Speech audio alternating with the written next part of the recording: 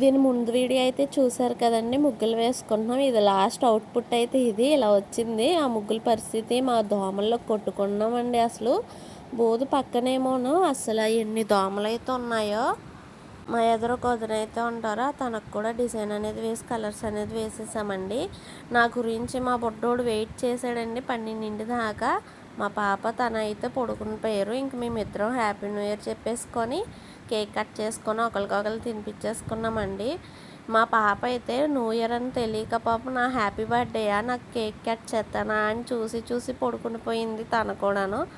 అది లేకుండానే మేము కట్ చేసేసుకొని పడుకుని పోయామన్నమాట. మేము తర్వాత ముగ్గురం వెళ్ళి హాల్లో కూర్చొని డిన్నర్ అయితే కంప్లీట్ చేసామండి. చిన్న క్లిప్స్ అయితే మీకు యాడ్ చేస్తాను.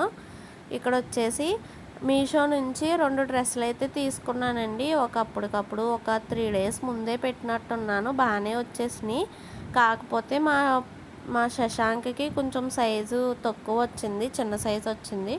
సర్లే డైలీ యూస్కుంటాయి కదా అని, ఇలా కొత్త బట్టలు కదా అని కాసేపు వేసి వదిలేసాను అనమాట. ఒక పిక్ అయితే తీసాను.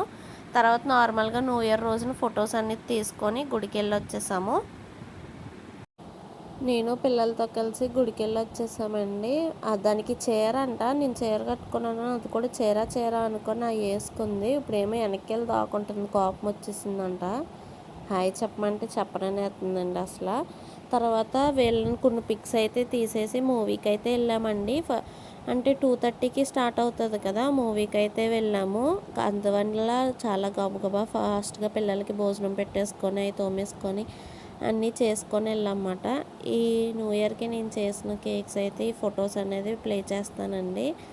అంటే ఇప్పుడే బేకింగ్ అనేది అంటే ఫస్టే నేర్చుకున్నాను. కొంచెం క్రీమ్ది అది అరేంజ్ చేయడానికి, డెకరేషన్ చేయడానికి అయితే కొంచెం ఇబ్బందిగా ఉంది. ఇదిగోండి మూవీకి అయితే వెళ్ళిపోతున్నాం. అక్కడ కూడా చిన్న పిక్ అయితే తీసుకున్నాం. ఈ డే అయితే ఇలాగ కంప్లీట్ అయ్యిందండి.